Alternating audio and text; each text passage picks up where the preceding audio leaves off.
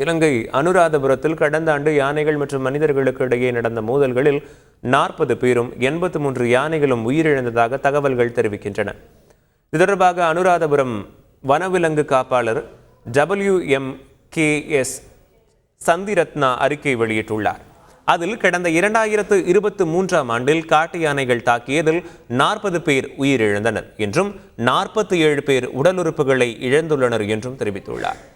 710 வீடுகளும் அவற்றில் இருந்த உடைமைகளும் சேதமடைந்ததாகவும் அதற்குரிய இழப்பீடாக கடந்த ஆண்டு அக்டோபர் மாதம் வரை 5.49 கோடி ரூபாய் வழங்கப்பட்டுள்ளது என்றும் தெரிவித்துள்ளார். 49 காட்டு யானைகள் சட்டவிரோத மின்சார பொறிகளில் சிக்கி மின்சாரம் தாக்கி உயிரிழந்ததாகவும் 34 யானைகள் சுட்டுக் கொல்லப்பட்டதால் அல்லது இயற்கையான சூழ்நிலையில் உயிரிழந்துள்ளதாகவும் அவர் தெரிவித்தார். செய்திகளை உடனுக்குடன் தெரிந்து கொள்ள உடனே சப்ஸ்கிரைப் பண்ணுங்க.